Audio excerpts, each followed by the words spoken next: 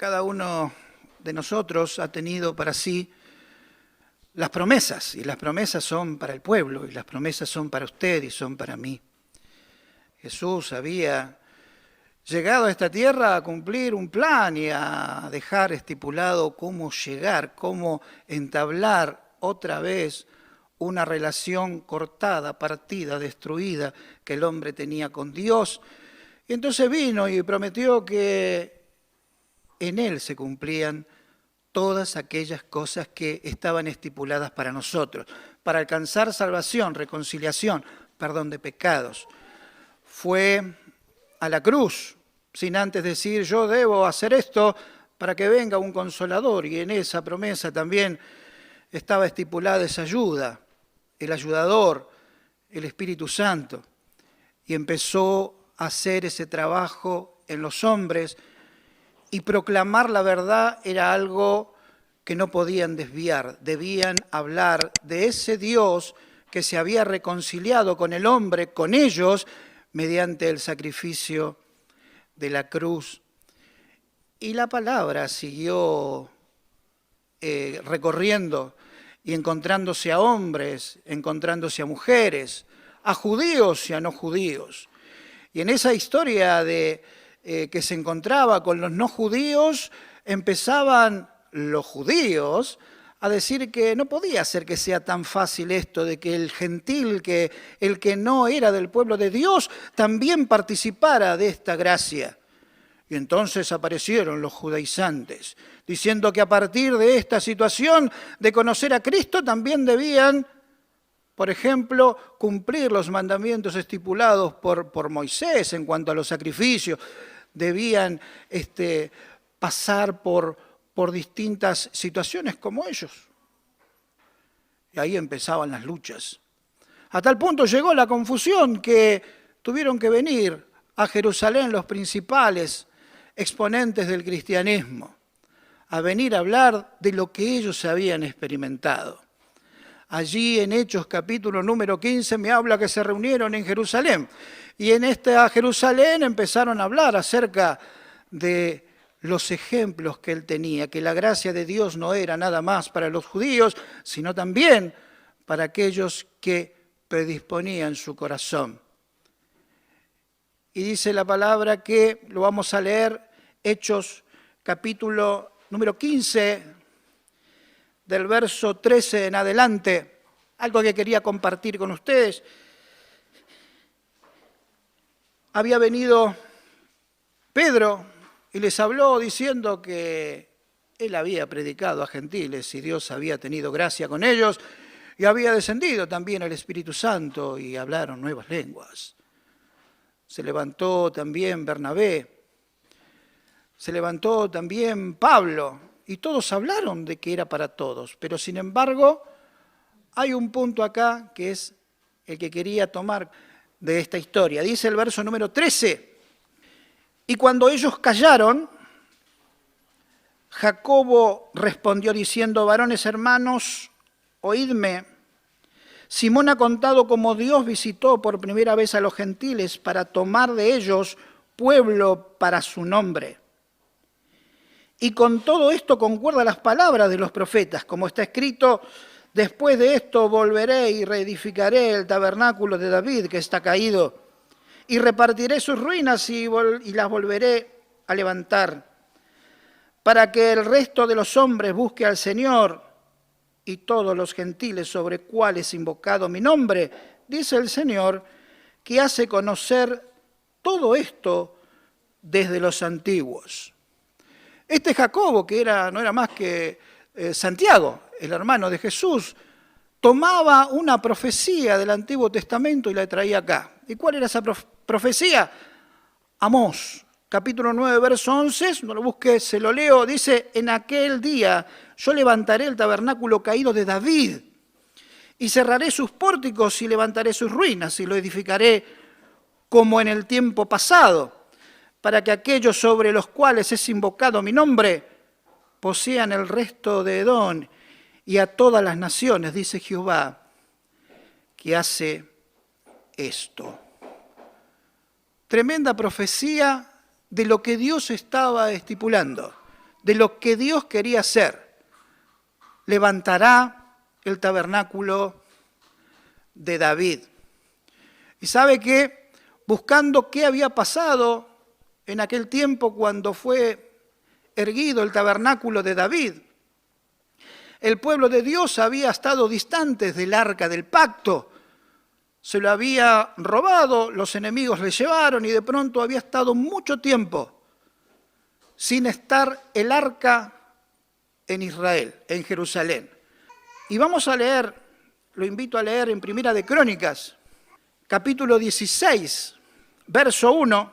Hizo David también casas para sí en la ciudad de David y arregló un lugar para el arca de Dios.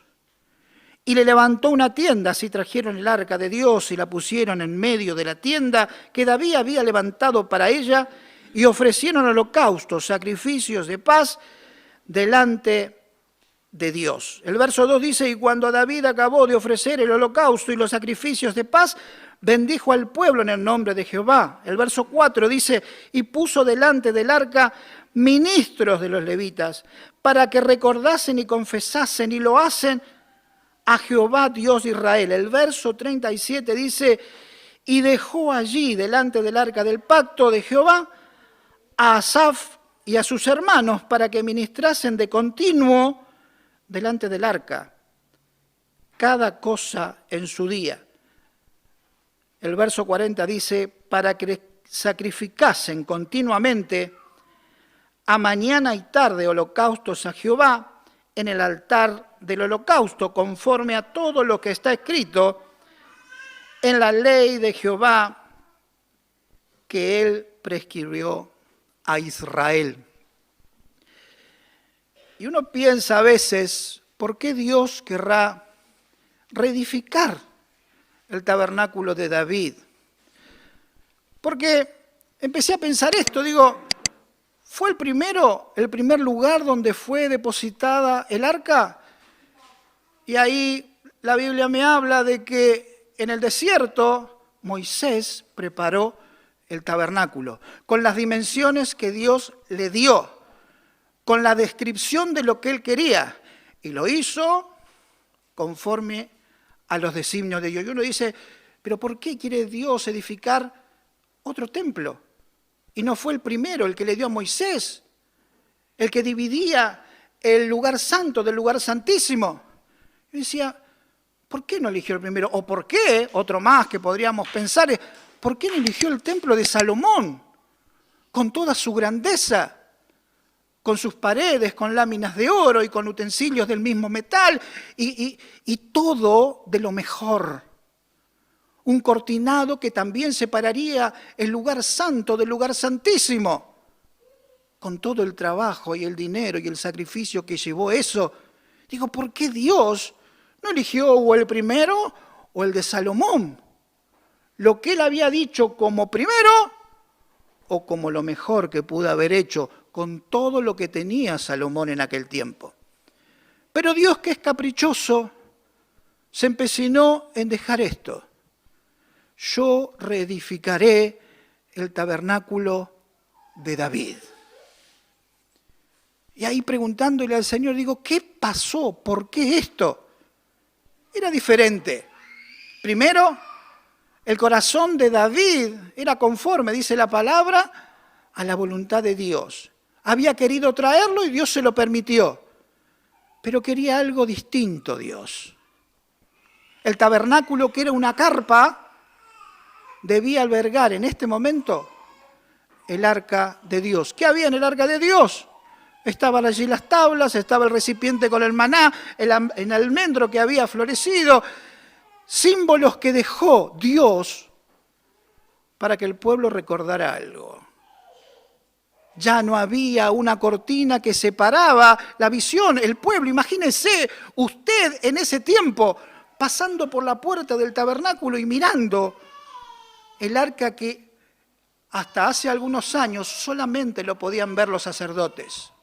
Qué privilegio para cada uno de nosotros poder ver cuántas cosas estaría diciéndonos desde ese lugar Dios a nosotros. El arca del pacto mi hermana y mi hermano, quizás usted muchas veces ha leído un salmo como el del 19. Y dice el Salmo 19, los cielos cuentan la gloria de Dios y el firmamento anuncia la obra de sus manos. Un día emite palabra, otro día y una noche a otra noche declara sabiduría. No hay lenguaje ni palabra, ni es oída su voz. No es oída su voz. Quizás usted, como yo, alguna vez, si me dice anoche, bueno, estaría bien, pero ¿quién no ha jugado ese juego en el cual uno tiene que, sin palabras, transmitir a una persona que está delante lo que quiere decir sin emitir sonido? Aquello de, dígalo con mímica, ¿sí? ¿Usted lo jugó alguna vez? ¿Quién no lo jugó así? Dios hablando desde un símbolo a cada uno de su pueblo. Imagínese lo que le puede decir desde el arca sin emitir palabra, sin decir absolutamente nada al pueblo de Israel. Le puede hablar de que eso implica que Él los liberó, porque estuvieron en tierra que no era la de ellos, y los sacó al desierto, y ese arca estuvo dirigiéndolos también. Le podría decir de la sustentación, del alimento, le podría decir de los milagros, de los pactos, le podría decir desde ese lugar, sin emitir palabra, que Él es el Dios que escogió ese pueblo para ser su Dios. ¿Cuántas cosas nos puede hablar?